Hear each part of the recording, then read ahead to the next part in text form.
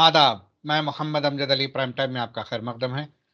नाज़रीन किराम, साल के अख्तिताम पे एक के बाद दीगरे एनुअल राउंड अप्स हो रहे हैं, ख़ासतौर पे पुलिस डिपार्टमेंट हैदराबाद का हुआ, उसके बाद साइबराबाद का, फिर उसके बाद रचाकुंडा पुलिस कमिश्नरेट का जो है एनुअल प्रेस मीट का इनेकाद अमल में आया, जिसमें कमिश्नर रचाकुंडा जनाब महेश मुरलीधर भागवत ने तफसीली रिपोर्ट पेश की और उसके साथ ही जो है सवाल जवाब का भी सिलसिला रहा। ये भी बड़ा इंटरेस्टिंग रहा।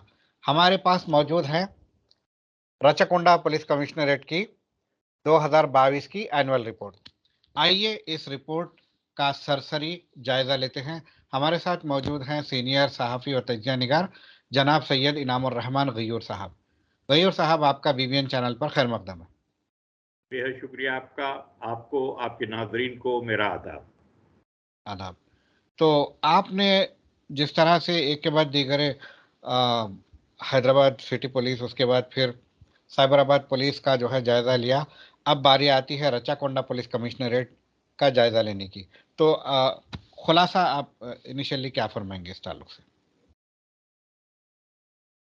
देखिए, रचकुंडा के बारे में सबसे दिलचस्प बात तो ये है कि हैदराबाद एक कमिश्नरेट है, उसके अतराफ पे तकरीबन एक दूसरी कमिश्नरेट है साइबराबाद।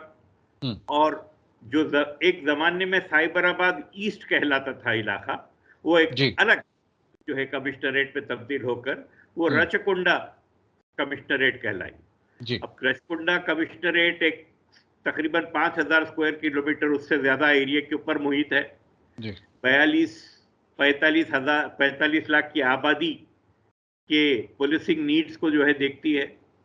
और तकरीबन तीन तीन अजला डिस्ट्रिक्ट हम्म। जो हैं जी। हैदराबाद के करीब के, जी।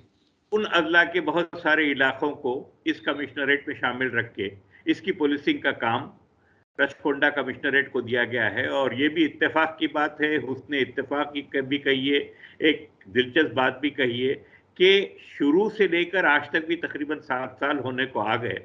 रचकुंडा पुलिस कमिश्नरेट के जो पुलिस कमिश्नर हैं मिस्टर महेश मुरलीधर भागवत, जैसे आपने कहा, जी। वही पुलिस कमिश्नर हैं।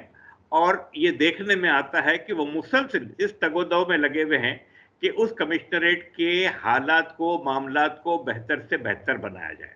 जी। तो हम देखते हैं कि उसके अंदर बहुत सारी जो है वेलकम किस्म की तब्दीलियां भी आई हैं, इम्प्रूवमेंट्स भी आए हैं, मुख्तलिफ किस्म के ऐसे इनिशिएटिव भी लिए गए जो खालिसतन पुलिसिंग से ताल्लुक नहीं रखते, लेकिन बहरहाल अवेयरनेस क्रिएट करने के मामले में, सिविक सेंस क्रिएट करने के मामले में, लोगों को पार्टिसिपेटिव बनाने के मामले में, ये सारे काम जो होते हैं, जैसा उनका जो है ट्री प्लांटेशन का काम था 1-2 साल पहले का, काफी कुछ रंग लाया। वो एक बड़ा जंगल सा जो है खड़ा हो गया, जिसका जिक्र रिपोर्ट में आना जरूरी नहीं है, मगर ये हमको मालूम है जी। बहैसियत एक शहरी के, एक जिम्मेदार और फिक्रमंद शहरी के, ये चीजों को भी हमको देखना पड़ता है और हम देखते हैं तो खुशी होती है। तो इस एतबार से रचकुंडा अपने आप में एक दिलचस्प कमिश्नरेट है और काफी कुछ बेहतर काम करती हुई दिखाई देती है। रचकुंडा कमिश्नरेट में जो हमको देखने को मिला ज़ाहिरी तौर पर, फौरी तौर पर, वो ये है कि कन्विक्शंस यानी सज़ा दिलाने का जो काम है वो काफ़ी कुछ बेहतर जो है हुआ है। उसी तरह रिकवरी, स्टोलन प्रॉपर्टी है, डेकॉइटीज में प्रॉपर्टी जो है रिकवर की जाती है, मर्डर फॉर गेन में जो है प्रॉपर्टी भी इन्वॉल्व रहती है। वो जी। सारी चीज़ों में जिस तरह की रिकवरीज हुई हैं जी। वो काफ़ी कुछ इत्मीनान बख्श हैं, वे जी। सेटिस्फैक्टरी जिसको कहेंगे आप। जी। आपके पास अगर फिगर्स हैं तो आप उसको एक नज़र डाल के बताइए, यकीनन आपके नाजरीन खुश होंगे। जी। जहाँ तक के कन्विक्शन रेट का आपने बताया है, 55% से लेकर 59% हो गया है 2022 में। देखिए, और 267 कन्विक्शंस हासिल किए गए, जिसमें लाइफ इम्प्रिजनमेंट 22 लोगों को दिलाया गया और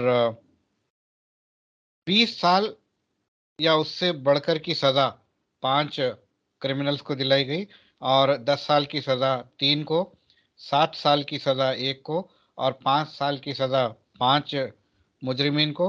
4 साल की सजा 2 को और 3 साल की सजा 15 मुजरिमीन को और 2 साल की सजा 26 को, 1 साल की सजा 41 लोगों को दिलाई गई। So up to 1 year and इसके साथ जो जुर्माना होता है वो 147, ये जो है रिपोर्ट बताती है। देखिए, ये पुलिसिंग के काम में, पुलिसिंग का बुनियादी पहला फरीजा मैं समझता हूँ वो ये है, प्रिवेंशन ऑफ क्राइम है जी। कि किसी तरह क्राइम को रोके। वो हम्म। प्रिवेंशन ऑफ क्राइम अपने आप में एक बहुत बड़ा मुश्किल और जो है मेहनत तलब काम होता है। जी जी इसकी पूरी पूरी जिम्मेदारी जो है अपने junior down the line officers को उसका एहसास दिलाना, ये हम्म कप्तान का काम होता है, कमिश्नर का काम होता है, जो टीम लीडर होता है उसका काम होता है, और ये काम हो रहा है। तो क्राइम प्रिवेंशन अगर हम देखते हैं कि निस्बतन जो है कम हुआ है, क्राइम के हम्म। फिगर्स कम हुए हैं, तो वो खुद अपने जी आप में बड़ी अच्छी बात। उसी बिल्कुल। उसी तनासब में अगर आप देखेंगे, एक तरफ क्राइम प्रिवेंशन कम हुआ, दूसरी तरफ आप ये देख रहे हैं कि क्राइम डिटेक्शन ज्यादा हुआ, और क्राइम डिटेक्शन के ज्यादा होने के साथ साथ क्राइम का कन्विक्शन, यानी जो खातियां हैं उन खातियान को सजा दिलाने का जो काम है, वो अगर जो है अच्छे उससे हुआ है, तो वो भी अपने आप में एक बड़ी बड़ी अच्छी खुशाइन बात है। पुलिस तो की कारकर्दगी के लिए ये बहुत ही अहम चीज है कि कन्विक्शन जो है दिलाना, बेशक कन्विक्शन बेशक हासिल करना, आज के क्योंकि ज़माने में जब हम देखते हैं कि कोर्ट्स के अंदर जो है पेंडेंसी, केसेस की पेंडेंसी मुसलसिल बढ़ती जा रही है, हम्म, कोर्ट में जज साहिबान का शॉर्टेज चल रहा है, वैसे वक्त के अंदर फिर भी अगर आप कन्विक्शन रेट को बढ़ाते जा रहे हैं, तो मतलब यह कि आपका अमला, कमिश्नर साहब का अमला अपना काम मुस्तैदी से कर रहा है, जी विच डिजर्व्स कंग्रेचुलेशन। जी। इसके अलावा जो केसेस का डिस्पोजल है 83% है। Quite quite commendable, I must say, बड़ी खुशी जी की बात है, काबिल जी तारीफ बात है। जी। जी हाँ। तो मैं यहाँ पर मुजरिमाना जहनियत रखने वाले लोगों को ये बताना चाहता हूँ कि पहले जो आप सोचा करते थे कि पुलिस अक्सर केसेस हार जाया करती है और कुछ भी कर लूँगा और तगड़ा वकील करके केस जीत जाऊँगा और फिर शाहाना जिंदगी गुजारूंगा, शायद अब ये मुमकिन नहीं है रच्चा कुंडा की पुलिस के रहते हुए। बेशक बेशक, इसके लिए जहां पर पुलिस कमिश्नर साहिबान या एसपी साहिबान काबिल मुबारकबाद होते हैं, वहीं पर ओवरऑल स्टेट का सीईओ जिसे कहेंगे आप, चीफ मिनिस्टर, उसकी क्या हिदायत है और उन पर कितना अमल हो रहा है, उसका भी ताल्लुक रहता है उस चीज से। और हम्म। वो करने के लिए, उन हिदायत को देने के लिए स्टेट के सीईओ को यानी चीफ मिनिस्टर को वसाइल मुहैया करने होते हैं पुलिस ऑफिसर्स को, जी कमिश्नरेट्स हुई या डिस्ट्रिक्ट सुपरिटेंडेंट्स हुए। तो जी वो वसाइल मुहैया करने के मामले में हमारा स्टेट माशाल्लाह तेलंगाना काफ़ी कुछ मुस्तैद है, और बेहतर वसाइल मुसलसिल मुहैया किए जा रहा है। क्राइम जी। डिटेक्शन के जो वसाइल हैं, जो इम्प्लीमेंट्स होते हैं उन क्राइम डिटेक्शन को वो करने के लिए, उनकी उनका हासिल किया जाना और मुहैया किया जाना, वो भी अपने आप में एक बड़ा जो है वो होता है कंट्रीब्यूटिंग फैक्टर।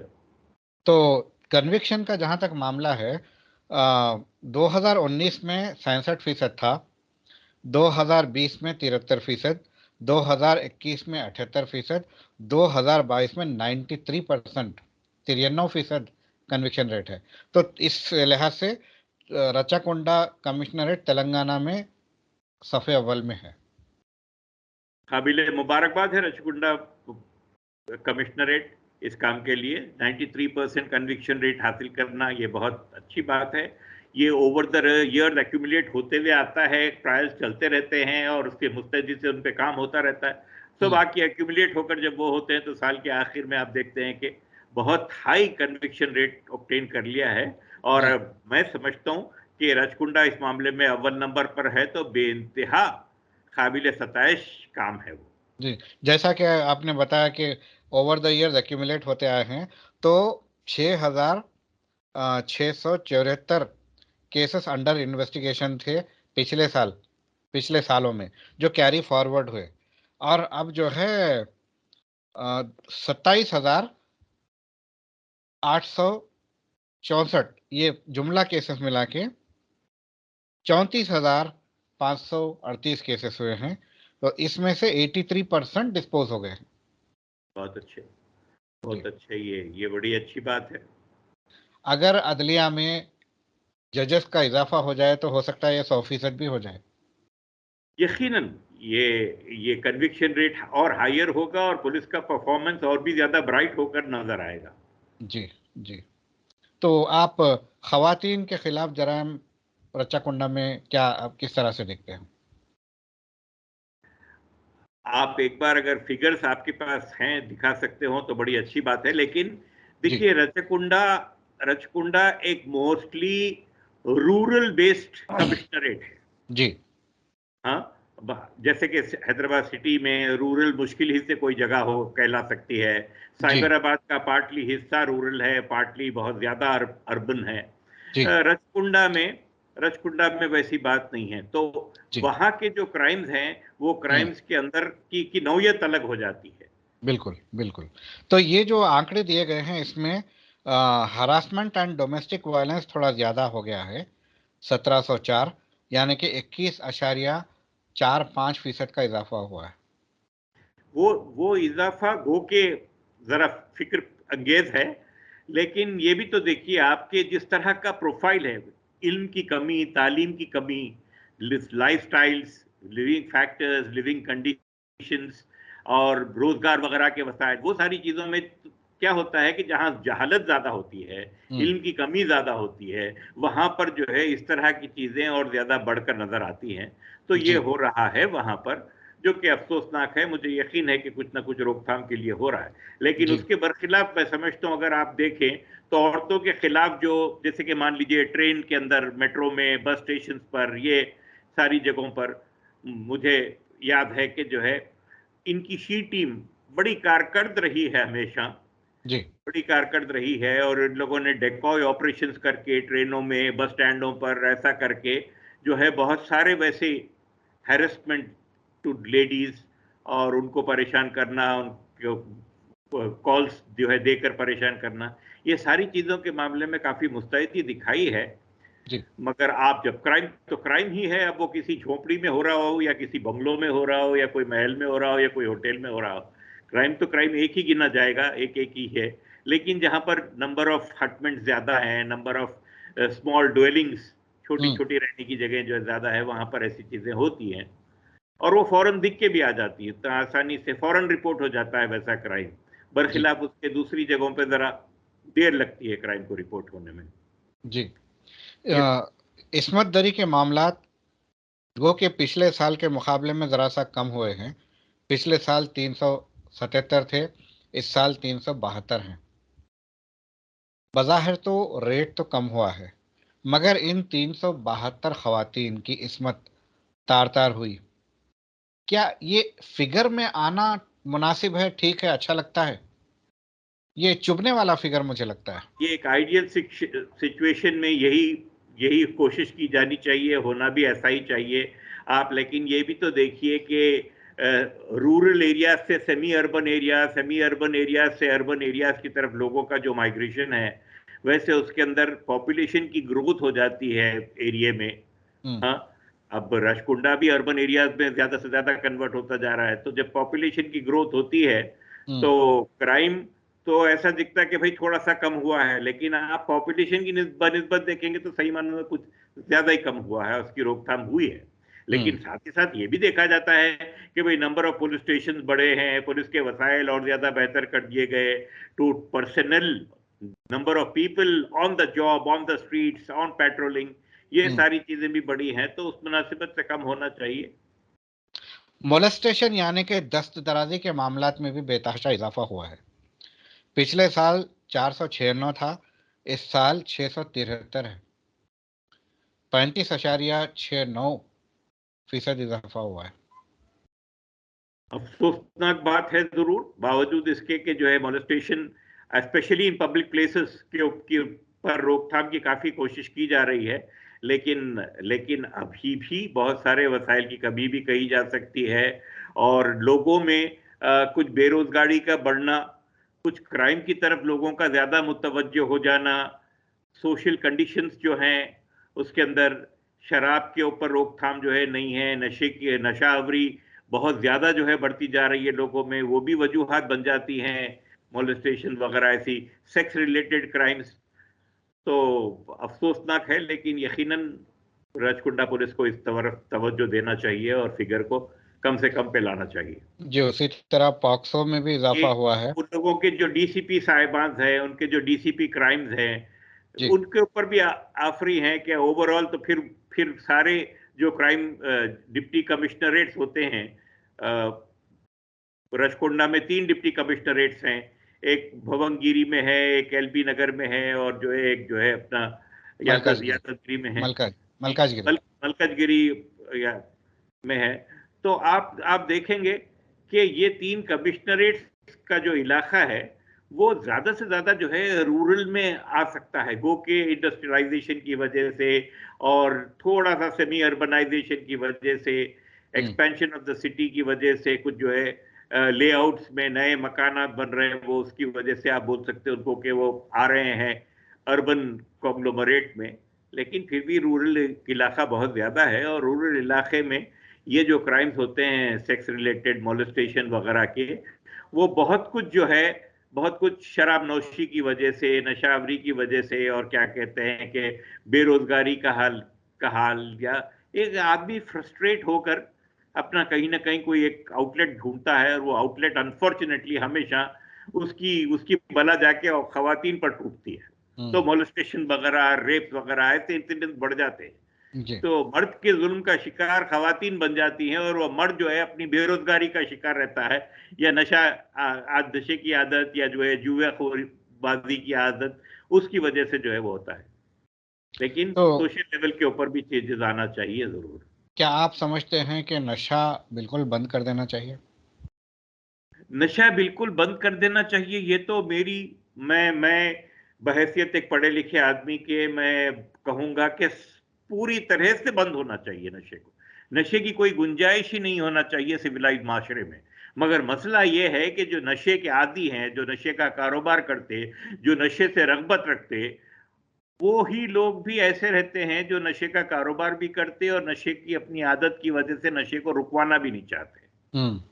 नशे का इंसिडेंस अगर हम देख लेंगे, हमारा जितना एलिट तबका है, उस एलिट तबके में percentage of people who are interested in intoxicant, शराब वगैरह में जिनकी दिलचस्पी है, वैसे लोगों की तादाद, परसेंटेज बहुत ज्यादा हाई होगी।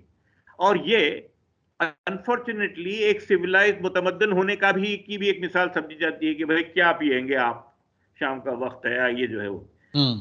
तो ये चीज अगर हालांकि ये पहले से एंटी सिविलाइजेशन नहीं है। बिटी, ये फॉल्स वैल्यूज डेवलप नहीं होते, तो यकीनन जो है नशाबंदी बहुत मुमकिन चीज थी।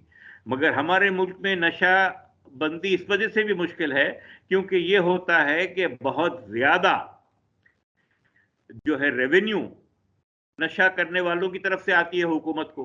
जितना जी। ज्यादा हैवी टैक्सेशन जो है शराब वगैरह के ऊपर है, दूसरे उसमें नहीं होता।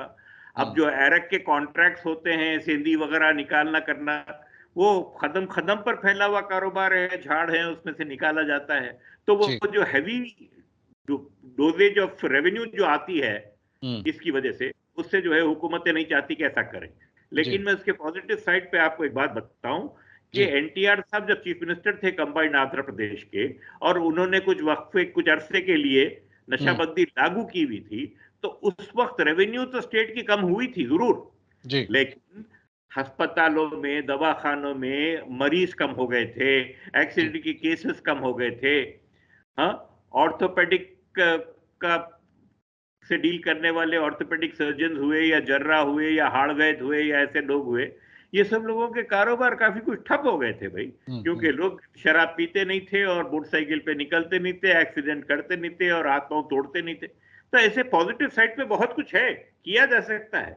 लेकिन हमारे साथ मुश्किल ये है कि हम एक वर्ल्ड ग्लोबल इकोनॉमी के तहत का एक हिस्सा बनकर रहते हैं, और ग्लोबल इकोनॉमी में बहुत हैवी वेस्टेड इंटरेस्ट है वो लोगों का, जो चाहते हैं कि शराब राइज रहे, और शराब से जुड़े हुए बहुत सारे और क्या कहते हैं सामाजिक जुराइम भी भले ही फलते फूलते पनपते रहे, मगर शराब का राइज रहना जरूरी है, और उसको एक मुतमद्दिन होने की दलील के तौर पर भी देखा जाता है। लेकिन आपने जैसे मुझसे पूछा, तो मैं तो कहूंगा कि सरीहन पूरी तरह से बैन होना चाहिए। जी। मेडिकल रीजन के लिए भी आपको जो है वो करने का कोई और ऑल्टरनेट निकालना चाहिए। जी। अब ये जो 372 रेप केसेस सामने आए हैं, इसमें हैरत अंगेज और शर्मनाक बात यह है कि 372 में से 352 दोस्तों की जानिब से किए गए। जी जी, 372 में से 352 पहचान के लोगों ने, दोस्त, जो जिसे दोस्त दोस्त कहती है लड़की, जी, उस पर एतमाद करती है, उस पर भरोसा करती है, over a period of time relationship maintain करके उसका नाजायज फायदा उठाकर लड़की की इस्मत तार तार की जाती है। लड़कियों के लिए क्या सबक है? जी, ये तो बहरहाल होता ही रहता है। मैं समझता हूँ ये चीज बढ़ती जाएगी। आप जितना माशरे के जो जो फरीकैन हैं, जेंट्स एंड लेडीज आप बोलेंगे, इनमें जितना राब्ता जो है बढ़ेगा, ऐसे चीजों का इम्कान उतना ज्यादा जो है बढ़ेगा। और सामाजिक बुराइयां बहुत सारी होती है, वो नशा और जुआखोरी और ये सारी चीजों के साथ साथ ये जो गुर्बत की वजह से भी ऐसी चीजें होती हैं। अफसोसनाक बात है, लेकिन आज ज्यादा खुल के ये बात सामने आ जा रही है कि भाई पहचान के लोग ही ऐसा काम कर जाते हैं। हम्म। मगर हमेशा से रहा है वैसा, नहीं होना चाहिए, रुकना चाहिए। तो क्या खवातीन को गैर मर्दों से एहतियात करनी चाहिए? देखिए देखिए, ऐसा भी नहीं है कि खवातीन पूरी तरह से जो है इल्जाम से बरी हैं। खवातीन को ये सारा इल्म अखबारों के जरिए, टीवी वगैरह के जरिए, टीवी सीरियल वगैरह के जरिए सारी चीजों का पता चलते रहता है। तो खवातीन की अपनी भी जिम्मेदारी बनती है कि वो जी। अपने लिए भी एहतियात करें और अपने आप को सेफ भी रखें, और इतना भरोसा भी ना कर लें कि कल के दिन उनको शर्मिंदा होना पड़े। और हम्म। बात शिकायतें, ये भी मत समझिए कि हर शिकायत बिल्कुल बजा है। कई हम्म। शिकायतें बेजा भी हो सकती, क्योंकि कुछ बात पे अगर गुस्सा आ गया तो यूं भी होता है कि गलत किस्म की जो कंप्लेंट दायर कर दी गई और उस पर केस बन गया। हम्म। जी। और एक बात ये सामने आई है कि रच्चाकोंडा में ऑटोमोबाइल थेफ्ट बढ़ गए हैं। जी हाँ। तो देखिए, जैसे कि मैंने अर्ज किया आपसे कि रूरल रूरल बेस्ड कमिश्नरेट होने के बिना पर हम्म। वहां पर जो है ऑटोमोबाइल लिफ्टिंग या कुछ भी थेफ्ट अगर ऐसी हो रही हो तो उसका फौरन डिटेक्ट हो जाना उस कदर आसान नहीं है जितना हमारे अर्बन एरियाज में। उसकी वजह यह है कि हमारे पास सीसीटीवी कैमराज वगैरह पूरा कवर्ड एरिया जो है चल रहा है, हर जगह पर जो है वो है। तो किसी रूरल एरिया से ऑटोमोबाइल को उठा लेना, उठा के गायब हो जाना, हालांकि हालांकि आप देखेंगे कि रिकवरी सिचुएशन भी काफी काफी कुछ जो है जो इत्मीनान बख्श है। 81% है रिकवरी। Highly commendable. लेकिन ये उन एरियाज में अब ज्यादा जो है होने लगा है जहां पर फौरन पकड़े जाने का या डिटेक्ट हो जाने का खौफ कम हुआ है। तो गाड़ी चुराने वाले हजरात भी शायद अब जो है जरा जंगल का रुख कर रहे हैं या वीरानों का रुख कर रहे हैं, और जी। यहाँ पर उनकी दाल कुछ गल रही नहीं, कुछ माल जी। बन रहा नहीं। जी। तो जैसा कि मैंने बताया कि ऑटोमोबाइल थेफ्ट बढ़ गया है। पिछले साल 659 था, इस साल 985। अच्छी बात यह है कि 80% रिकवरी रेट है। मगर जो 19% जो बच जाते हैं, जो व्हीकल्स डिटेक्ट नहीं होते, रिकवर नहीं होते, उनके मालिकान का क्या होता होगा? कितनी मेहनत से लोग पैसे कमाकर गाड़ी खरीदते हैं और उसको आने जाने का वसीला बनाते हैं। मुझे मुझे यकीन है कि ऐसी ऐसी दिक्कत को ओवरकम करने के लिए कोई सुझाव ऐसे भी दिए जाने चाहिए जो है इंश्योरेंस कंपनीज को, हम्म। कि भाई अगर डिटेक्शन, उसका क्राइम का डिटेक्शन जितने वक्त में नहीं होता है हम्म। तो गाड़ी की कीमत या उसकी माकूल जो है उसका हर्जाना हम्म। इंश्योरेंस कंपनी वाले पे कर दें, ताकि गाड़ी चुराए जाने वाली की मुश्किल दिक्कत कुछ कम हो, हम्म। और गाड़ी रिकवर होने की सूरत में वो कुछ और कोई बाहर एक मैकेनिज्म क्रिएट किया जा सकता है, किया जाना जी। चाहिए। जी। जी। ये इम्पोर्टेंट कन्विक्शंस का जो जिक्र किया गया है रच्चाकुंडा की रिपोर्ट में, उसमें 6 लोग जो है रेप केस में कन्विक्ट हुए हैं और एक जो है ब्रूटल मर्डर में। तो रेप में कन्विक्शन रेट बहुत बढ़ रहा है अब। तो ऐसे मनचले ये सोचकर कि इज्जत लूट लेंगे, उसके बाद वो औरत शर्मा कर रिपोर्ट नहीं करेगी, वो बात ना पुलिस तक जाएगी ना अदालत तक जाएगी। अगर वहां गए भी बफर्ज महाल, तो ये बहुत अरसे से सुनते आए हैं कि ऐसे ऐसे सवालात पूछे जाते हैं कि औरत शर्म से पानी होकर जवाब नहीं दे पाती, जिसकी वजह से वो केस हार जाती है। अब ये रिपोर्ट ये कह रही है कि अब ऐसा नहीं होने वाला है। जो औरत की इज्जत से खेलेगा वो जिंदगी भर जेल की जो है सोबतें बर्दाश्त करना है उसे। क्या फरमाएंगे आप? मैं कहता हूं कि हाँ, ये सही बात है, ऐसा ही होना चाहिए कि क्योंकि इससे ज्यादा बुरा जुर्म कोई हो नहीं सकता। देखिए, किसी की जी। जान ले लेना मर हम्म। जाने वाले के लिए तो फिर मैटर नहीं करता, उसके तस्य पुष्ट रह जाने वाले लोगों के लिए एक अजियत की चीज बन जाती है। लेकिन जी। किसी को रेप करना और उसके साथ बहुत ज्यादा जो है बेहुरमती करने के साथ साथ उसको बहुत ज्यादा ज़ुदोकोप करना, ये एक हम्म। ऐसा जो है जुर्म है जो रूह पर घाव लगाता है और वो घाव ताउम्र भरता नहीं है। तो जी। वैसी सूरत में सख्त से सख्त सजा देनी चाहिए। जी। मैं तो बोलता हूं कि रेप के जो कन्विक्ट है उसको सजाए मौत भी दी जाए तो कम है, देना चाहिए। हालांकि जी होना तो चाहिए, मगर चूंकि मुल्क का कानून नहीं है, काफ़ी जो है रिपीटेडली इसकी रिक्वेस्ट आती है, मगर इसे नज़रअंदाज कर दिया जाता है। कई बार तो खुद खवातीन भी इसके खिलाफ में आ जाती हैं। होना यह है कि साफ सुथरा एकदम फेयर जो है, अगर ट्रायल हो और ये खाती पाया जाता है तो यकीनन उसे मौत की सज़ा होनी चाहिए, ताकि इस किस्म के औरतों के खिलाफ जराइम जो है सख्ती से जो है उसकी रोकथाम हो। और इसके एग्जैक्टली। अलावा जाने से पहले कोई आप पॉइंट ऐड करना चाहेंगे? मैं अपनी अ, अच्छी तमन्नाएं पेश करता हूं रचकुंडा पुलिस कमिश्नरेट को, और यही है कि आप हम वो ऐसी चीज़ों पर तवज्जो अवाम की दिलाते रहें और अवाम को मुतल्ले करते रहें और अवाम अपना हक इस्तेमाल करते रहें। यहाँ की सारी कमिश्नरेट्स में तेलंगाना पुलिस का बड़ा अच्छा रिकॉर्ड है कि बहुत ज़्यादा एक्सेसिबल है तेलंगाना पुलिस। हम जो अखबारात पढ़ते हैं नॉर्थ में, जिस तरह का हम हाल देख रहे हैं कि भाई वहाँ पे तो जात पूछ के एफआईआर लिखने का काम शुरू होता है। हम्म। ऐसी कोई चीजें हमारे सूबे में खुसूसन नहीं है, हमारे जुनूब में नहीं है। तो ये चीज को सेलिब्रेट करना चाहिए हमको, और यकीनन। यही कल्चर को और आगे बढ़ना चाहिए। मैं यही कहूंगा। माई आपका बेहद शुक्रिया हमसे बात करने का।